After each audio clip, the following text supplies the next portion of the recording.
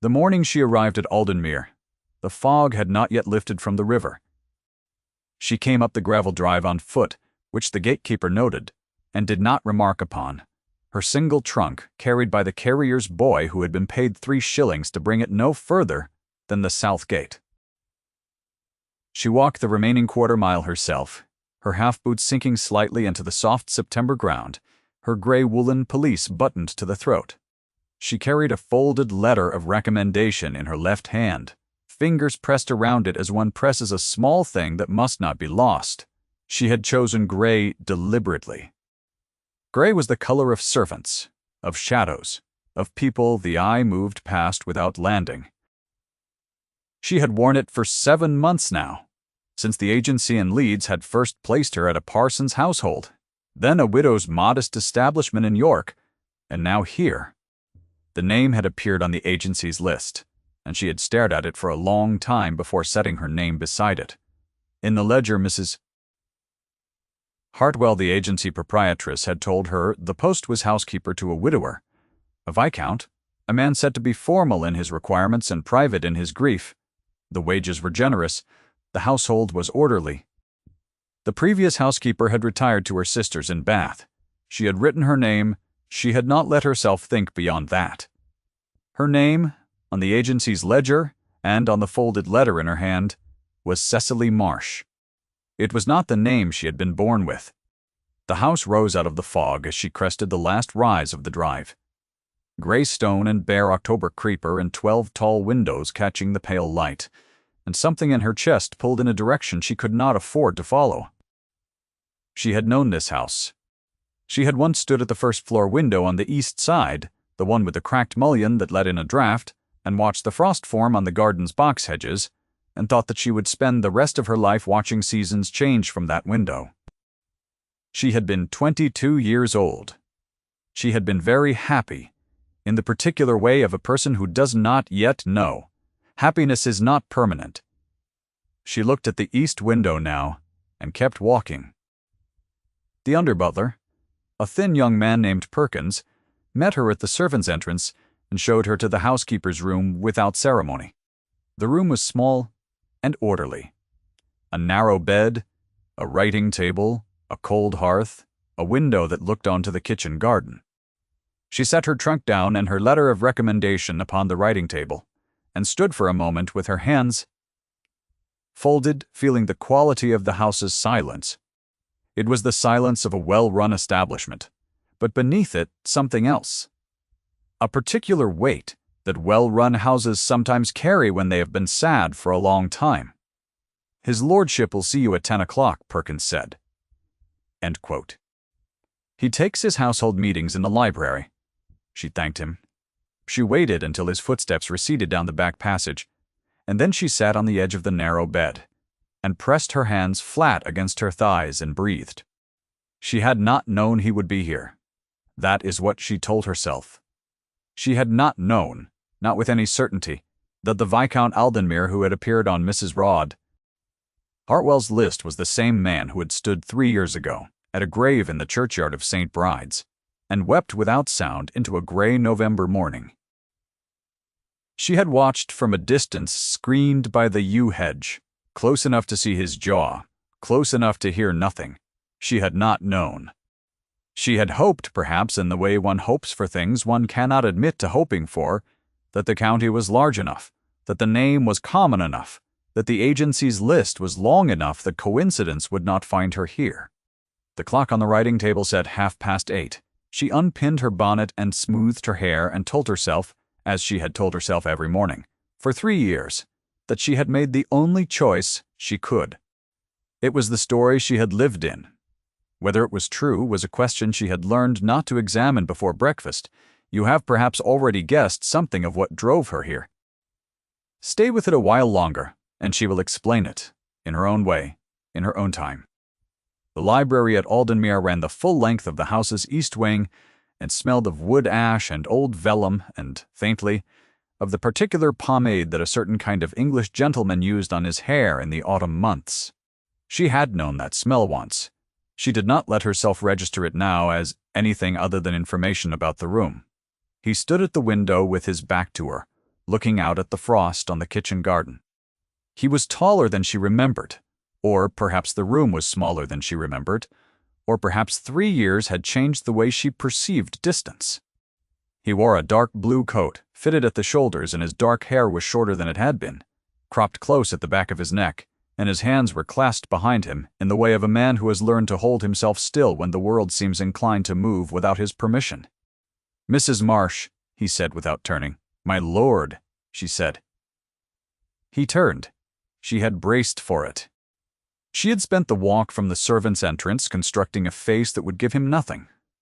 A face that was competent and pleasant and entirely without history. She held it now as he looked at her with the gray eyes she had last seen filling, with a grief that was not meant for her to witness. He looked. Something moved across his face, very briefly, something that was not quite recognition and not quite ease. The expression of a man who has seen a thing he cannot immediately name. Then it passed, and he was formal and composed and correct, and he gestured to the chair across from his desk. "Please sit," he said. She sat. He read her letter of recommendation slowly. She watched his hands. They were the same hands. The same shape at the knuckles, the same slight roughness at the thumb from where he had always, in cold weather, rubbed the pad of his thumb against his forefinger when he was thinking. He did it now, without seeming to notice. She looked away. "You come from Mrs. Hartwell's agency," he said. "Yes, my lord." "You have been placed before," the letter says, "York, and before that, the parsonage at Fenwick." "Yes, my lord." "Your previous employers speak well of your accounts and your management of staff." He set the letter down. "Aldenmere is a larger household than either. 14 indoor staff, 6 outdoor. The late Lady Aldenmere kept a particular order here that I have endeavored to maintain.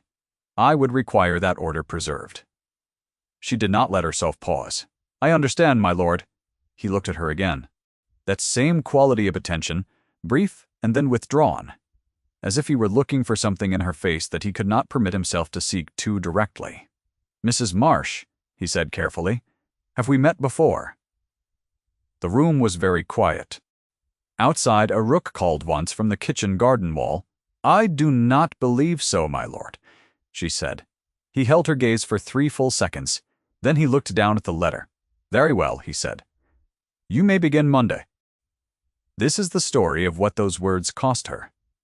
This is also, though she did not know it yet, the story of what they gave him. Her name had been Cecily Vane.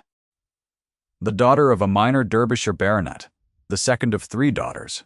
The plain one or so this season had decided in the spring of her debut at 21. Her elder sister Clara had been the beauty. Her younger sister Philippa had been the wit. Cecily had been the quiet one, the one who read improving volumes in the corner of the drawing room while Clara held court, the one who could manage a household ledger and oversee a cook without requiring guidance from anyone. Capable, her mother had said, in the tone one uses when one has run out of more appealing things to say. Capable suggested competence. It did not suggest a future of being chosen. She had met James Caverley, Viscount Aldenmere, at a dinner party in the 3rd week of her 2nd season, when she was 22, and had largely given up expecting to be noticed. He had been seated beside her at the table by some oversight of the hostesses who had intended him for her sister Clara, and he had spent the first quarter of the meal talking to the woman on his other side.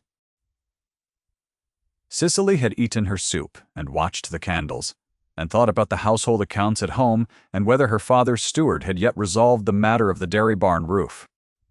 Then he had turned to her and asked what she was thinking about, and she had told him because she did not see the point of lying about it. And he had looked at her for a long moment with those gray eyes and then laughed once, a short surprised sound, and said, "The dairy barn roof." "It wants new slating," she said, "the south corner particularly." "And you are accounting for it in your head," he said, "in the middle of a dinner party." "Someone must," she said, and he had laughed again. She had not known then what it meant when he found reasons, across 3 subsequent events that season, to station himself beside her.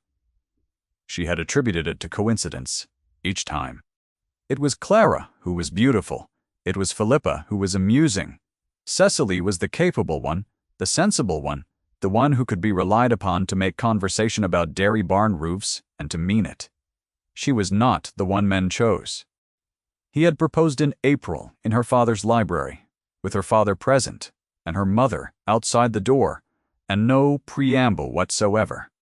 He had sat across the desk from her as her father looked on, and he had said, "Miss Vane, I should like very much to marry you if you would have me." She had said, "Yes." They had been happy for 8 months, which was the length of time it took for the fever to find her. She did not intend to recite the details of what followed.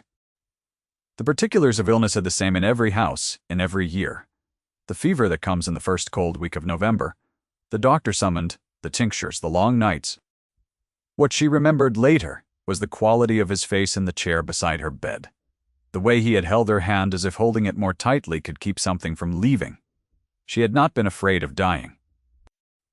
She had been afraid obscurely of what it would do to him, which was a thought she had not known how to voice. She had not died. She had done something worse. She thought now, with the benefit of 3 years to clarify her understanding of it. She had recovered, slowly. And in the weeks of her recovery she had heard certain things, not from him, never from him, but from the women who came to attend her. His grief during the fever's worst nights had been described, in hushed voices in the corridor outside her door, as something beyond what was seemly in a man of his rank and composure. He had not slept. He had not eaten.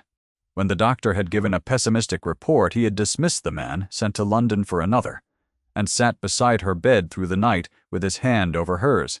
She had lain in the narrow bed of her recovery, and understood for the first time what it meant. That she was loved, that much. It had frightened her, profoundly. Not his love. She had understood his love by then, had felt it in the particular grammar of his attention, the way he noticed things she had not mentioned and remedied them quietly, the way he said her name, as if it were a thing he was glad to have occasion to say. She was not frightened of his love. She was frightened of what it would do to him if she died.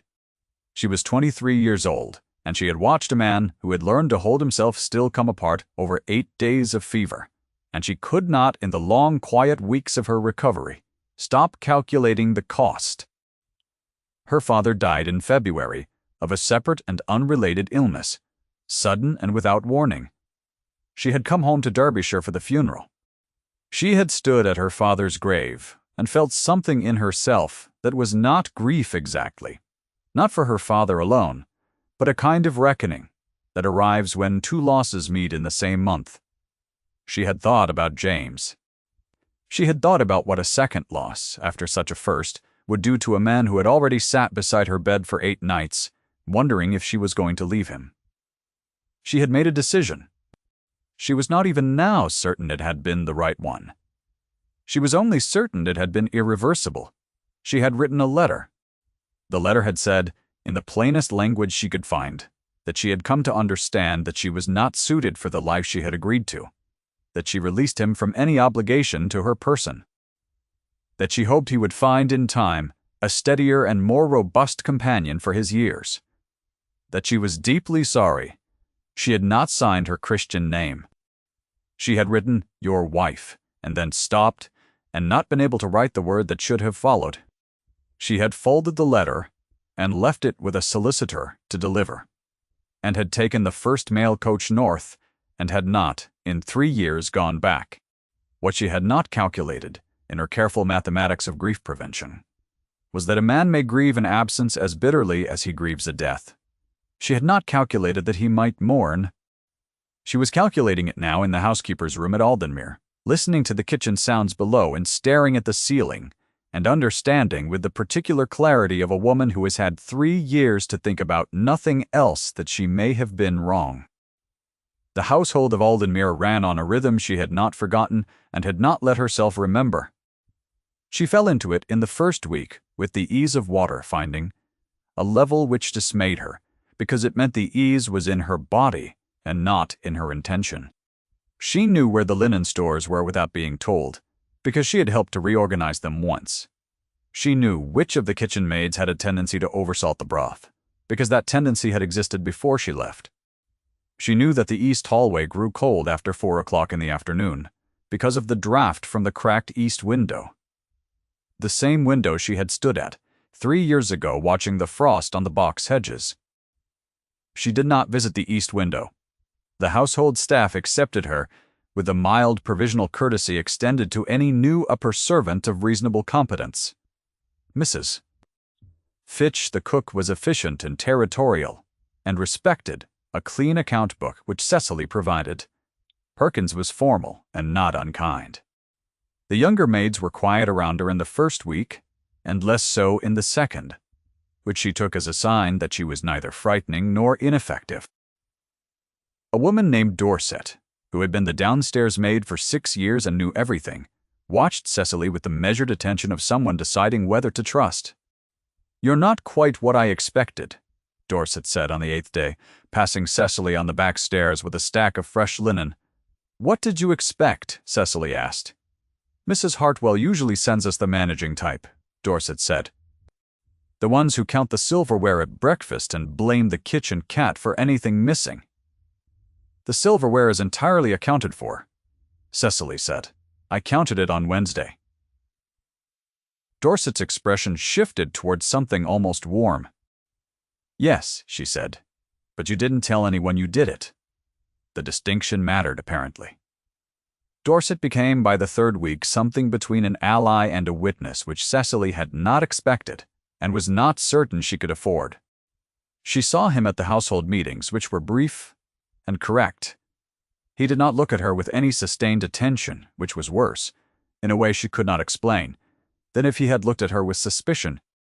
He gave his instructions. He received her accounts. He dismissed her with a nod. She thanked him and left and counted the steps back to the housekeeper's room. The thing she had not anticipated was the boy. She had not known about the boy. His name was Edmund, and he was 4 years old, and he lived in the nursery with a nurse named Betts who had been at Aldenmere since before Cecily's time. Edmund had large gray eyes that were his father's, in miniature, and a habit of appearing in doorways at unexpected moments to observe things with an unnerving seriousness, and he had found his way to the kitchen garden one October afternoon when Cecily was counting the winter stores with Mrs. Sepp. Fitchin had stood in the doorway of the garden shed regarding her with an expression she recognized as assessment. "Who are you?" he asked. "Mrs. Marsh," she said. "The new housekeeper." He considered this. "Bet says housekeepers are stern." "Some are," she said. "Others are merely organized."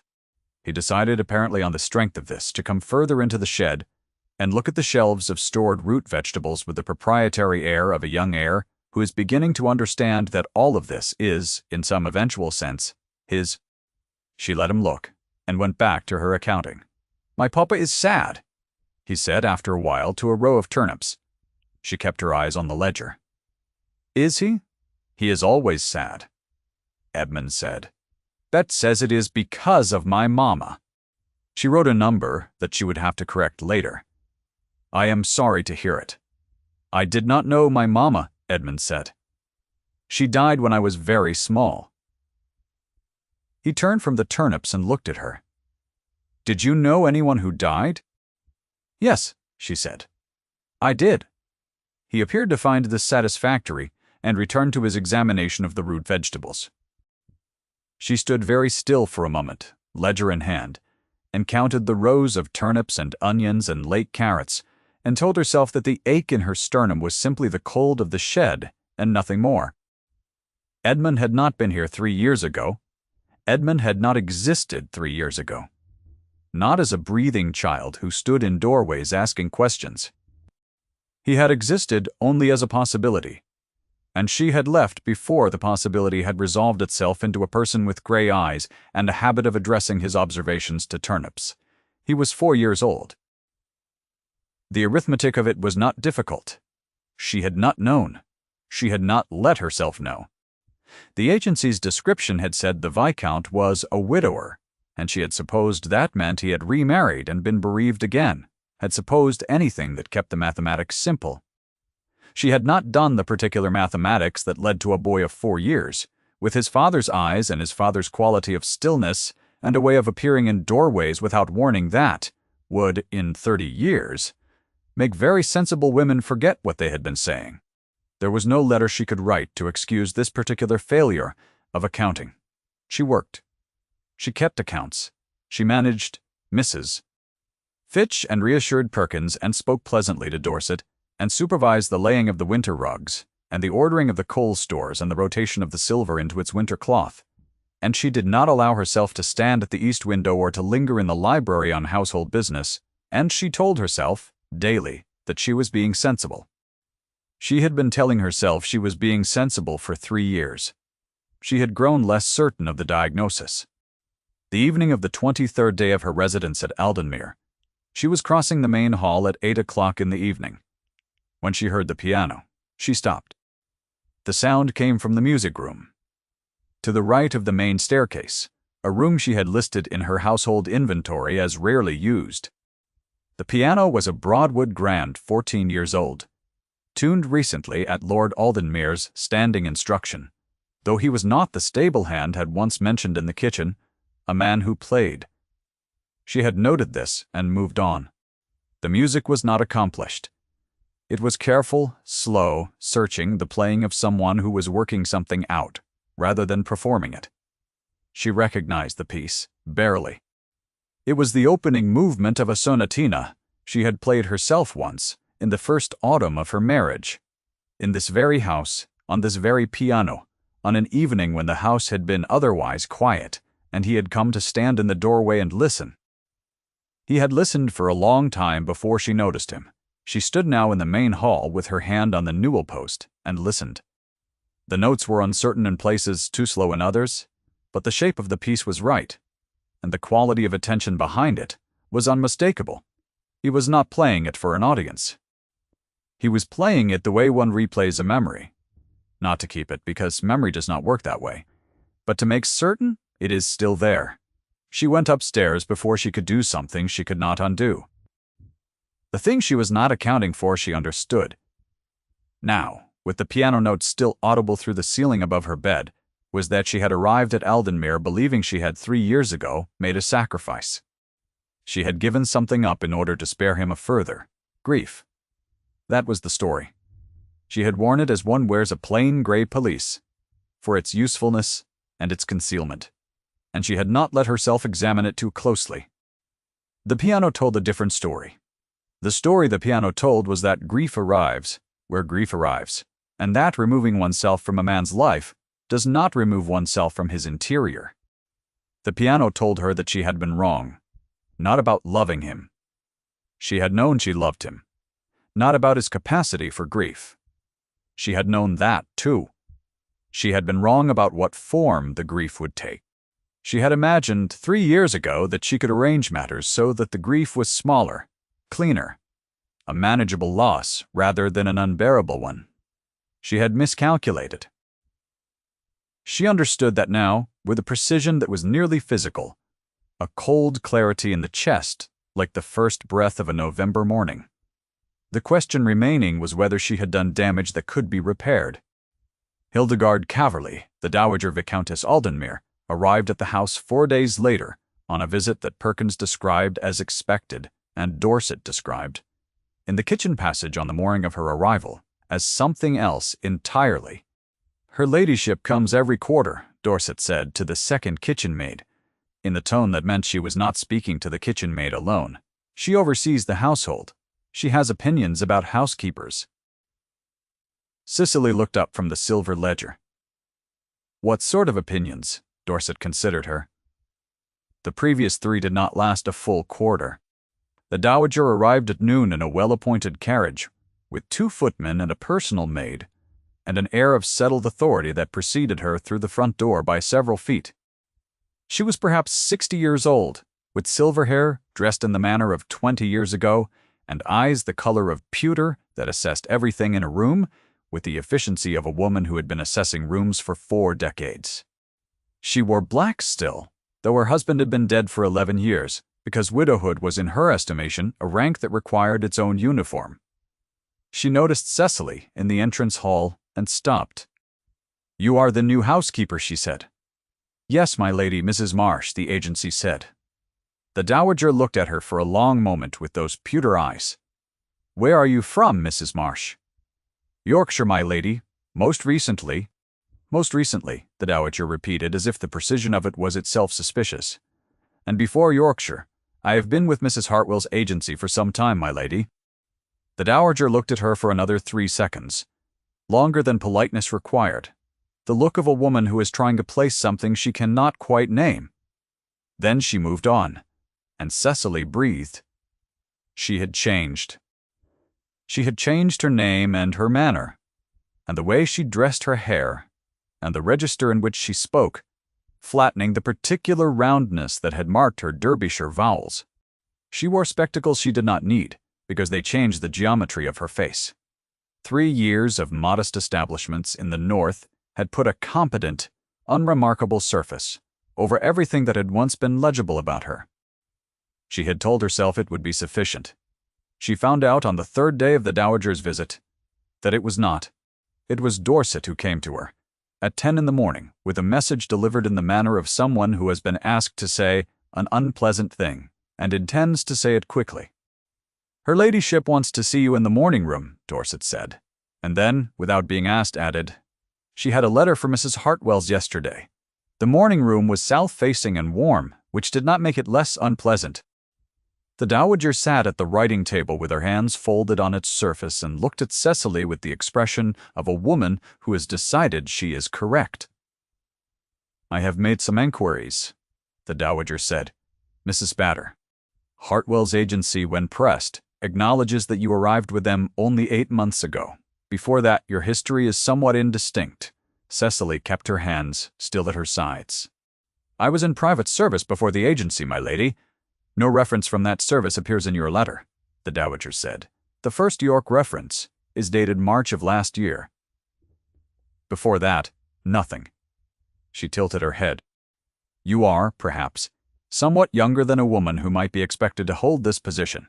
I have always been practical in my habits, my lady." "So I am told," the dowager said. The pewter eyes had not moved from Cecily's face. "I am told you are efficient and pleasant and manage the accounts with precision.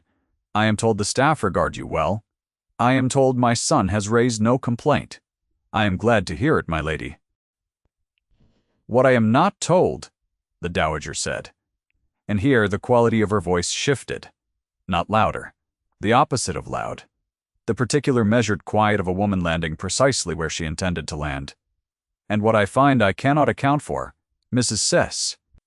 Marsh, is why a practical and capable woman of your evident education would present herself to my son's household under a name that is not her own." The morning room was very still. "I don't know what you mean, my lady," Cecily said. It was a poor performance. She knew it as she said it.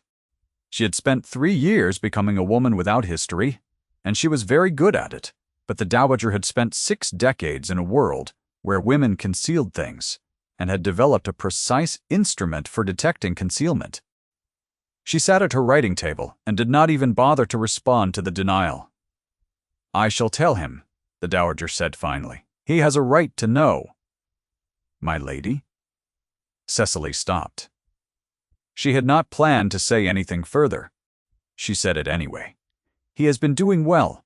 The dowager looked at her. Something shifted very slightly in the pewter eyes. Something that might, in another light, have been grief.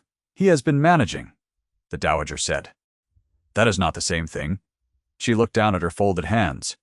"He has been managing for 3 years, and I have watched him manage, and I would not have called it doing well."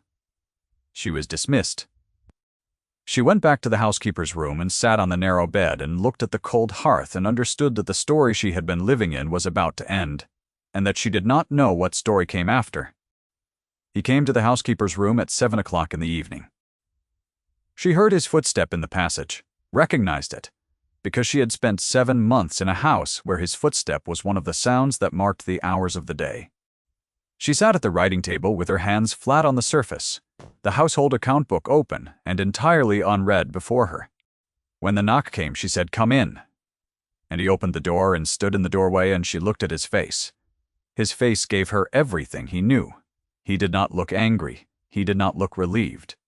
He looked the way a man looks when he has been carrying a question for 3 years. And the question has just been answered. And the answer is more complicated than any answer he had prepared himself for. He held his composure the way he always held it, with the particular effort of a man for whom composure is not natural, but has been learned through long practice. His jaw was set. His hands were at his sides. Mrs. Dickshire, "Mosh," he said, and the name in his mouth was a thing of precise, controlled weight. "My lord," she said. Then, because there was nothing else she could give him, James. He had not been called by his Christian name in, she suspected, a very long time. The name moved across his face like a stone dropped in still water. A small change and then the rings spreading outward. He came inside and closed the door. For a long time neither of them spoke. She looked at the writing table. He stood with his back against the closed door, 3 feet from her, which was not far. And in this room it felt like no distance at all. "My mother tells me," he said finally, "that you have been here a month. 26 days, she said. 26 days. He repeated it with the careful precision of someone confirming something he is not yet certain he has correctly heard. "You have been in my house for 26 days. "Yes, and before that," he said. "York." "Yes, and Fenwick." "Yes." 3 years, he said. She looked up from the table. His face was very controlled, but his hands were not. The thumb moved against the forefinger in the way she had noted in the library on the first day, the way he had always done it when he was working something out. "He was working something out now, Cecily," he said, her name, her real name, in his voice. She had not heard it in 3 years. It was a physical event, the sound of it. Something she felt in the bones of her hands and behind her eyes. "I am sorry," she said. "I was wrong." He crossed the room in 3 strides and stopped in front of her, and she stood because sitting felt wrong and standing felt impossible, and they were very close. Close enough that she could see the fine lines at the corner of his eyes that had not been there 3 years ago, close enough to count the cost of what she had done to him, which was laid plainly in his face for her to see if she was willing to look. She looked. "You wrote me a letter," he said. "Yes." It said, he said, and here his voice did something it had not done yet, a small, controlled fracture, that you were not suited for the life. "I was wrong about that," she said. "You were." The words were level. "You were wrong." She had not cried in 3 years. She had been extremely practical and sensible about grief, in the same way she had been practical and sensible about everything, because practicality was the armor she knew how to wear. She did not cry now. She said, "I thought I was protecting you from another grief. I thought I was preventing something worse." "You thought," he said, "that I would find it easier to grieve you as a decision than to grieve you as a loss." She had not articulated it so clearly to herself. She looked at his face. "Yes," she said. "I thought that you were wrong," he said. "For the record." "Yes," she said. "I know that now." He reached out and placed one hand, very gently, against the side of her face, and she felt her eyes close without asking her permission. His hand was warm. It was the same hand. Everything about him was the same, she thought, and also entirely changed, and she was the same and entirely changed, and there was a great deal of 3 years that would need to be accounted for, in the way she had always accounted for things, carefully and precisely, and with the full weight of the numbers in view. "Edmund," she said very quietly, against his palm. "Edmund," he agreed, and the word in his voice was an entire conversation that they would need to have slowly, over time, in rooms where there was more than one chair. She opened her eyes. He was looking at her the way he had looked at her at that first dinner across the soup and the candles, when she had told him about the dairy barn roof, as if she were a thing he was glad to have occasion to look at. There were, she thought, a great many things to resolve. There were households to account for and households to merge. There were 3 years of absence to map back, unto a shared life. There was a boy of 4 years who would one day require an explanation, in terms suited to his years, for why his father had kept a photograph, the one in the East Wing writing room, of a woman he said was resting far away, and why she had now come back from that particular rest. There was also the matter of the staff, who would require a great deal of tactful management in the weeks to come. She would handle it. She had always been the practical one. She was thinking about this, and about the order in which things would need to be done, and about whether Mrs. Fitch would need a separate conversation, or whether the news could be folded into the ordinary weekly meeting, when he said her name again, gently. And she realized she had been making a mental account, in the middle of something rather more important than accounts. "Cecily," he said for the 3rd time, and this time the word had warmth in it, the warmth of a man who has said a name for so long in the dark of his own interior, that to say it aloud in a lit room to the actual person to whom it belongs. She stopped making accounts. She let him hold her face in his hands in the small housekeeper's room at Aldenmere, with the kitchen sounds below and the cold hearth behind her, and the household account book open and unread on the writing table, and she understood that the story she had thought she was managing was not the story she had actually been in at all. She had thought she was a woman keeping a sensible distance. She had been a woman coming home by the longest possible route. There is a particular kind of courage that does not look like courage. It does not stand in public arenas or speak in loud voices. It shows itself in the smaller things. The honest answer given when deflection was available, the return made when return was frightening, the name acknowledged when the convenient fiction was still intact. Cecily had shown it in the morning room when the dowager had looked at her with those pewter eyes, and she had not answered the question, but had not quite denied it either. She had shown it in the small housekeeper's room when she had said his name rather than his title. She had shown it, perhaps, in the original act of writing her name in the agency's ledger beside the word Aldenmere, knowing, somewhere below the level of sensible accounting, what that act would mean. She had not planned it. She had not planned it. She was a practical woman, and practical women do not generally get credit for the indirect routes by which they find their way back to things they should not have left. The household meeting the following Monday morning was, from the perspective of its external form, entirely ordinary. He announced it. She sat at the side table with the account ledger in the way she had sat for 26 days, and he looked at her with those gray eyes. And then he looked at the assembled staff and said, in the same level voice he used for everything, that there would be certain changes to the household, and that Mrs. Blee Marsh would be taking on new responsibilities of a more permanent nature, and that he trusted the staff to accommodate themselves to a new arrangement with their usual efficiency. Perkins looked at the ceiling. Mrs. Spot Fitch looked at the table. Dorset looked directly at Cecily, with an expression that said plainly that she had known something was peculiar about this housekeeper from the very first day, and was not remotely surprised by any of this. The dowager, who was still in residence and had placed herself at the far end of the table, looked at her son, and then at Cecily, and then she inclined her head in a movement so slight that it would have been easy to miss it. Cecily did not miss it. It was not warmth. It was something more useful than warmth. It was acknowledgement, the kind extended by a woman of 60 years to another woman who has done something she did not expect, and that she has decided, on reflection, she cannot entirely condemn. Edmund was told by his father that evening, in the nursery, in terms suited to 4 years of experience. He received this information with the gravity of a small person, to whom gravity comes naturally, and then he asked, "Will she be at breakfast?" He was told that she would.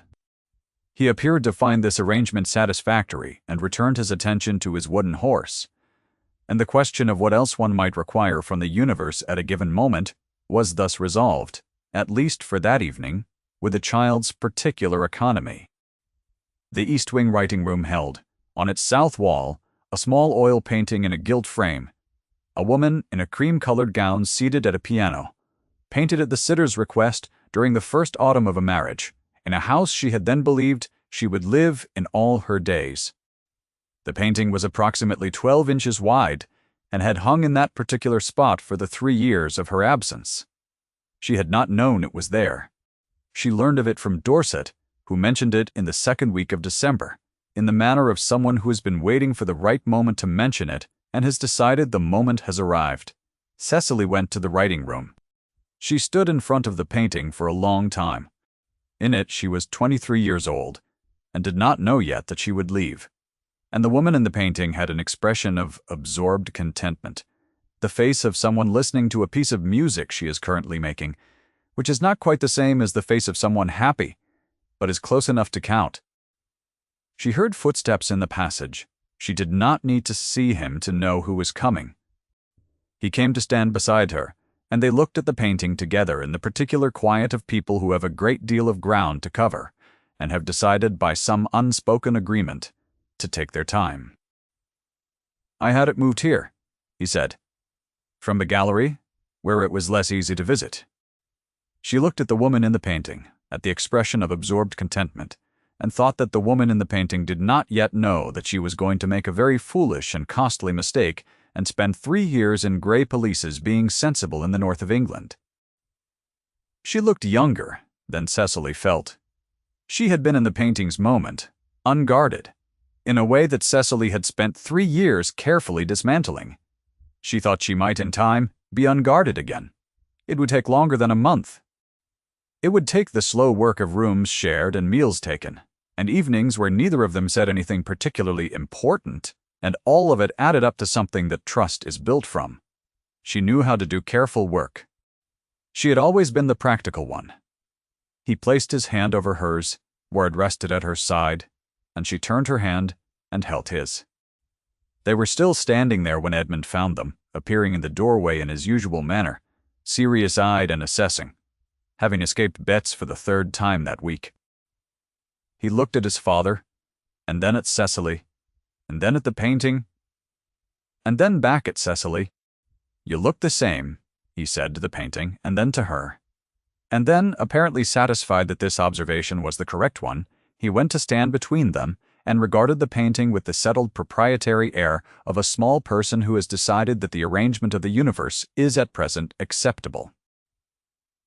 The oil painting gleamed softly in the winter afternoon light, the woman at the piano with her face lifted slightly, listening to something. Outside the window the frost was coming in across the box hedges, the same frost that came every December to the same garden, patient and indifferent and permanent in its return. The fire in the grate caught a new piece of coal and brightened, and the room filled with a light that was warm enough to read by, if any of them had wanted to read. None of them did. She pressed his hand, once, and he pressed back.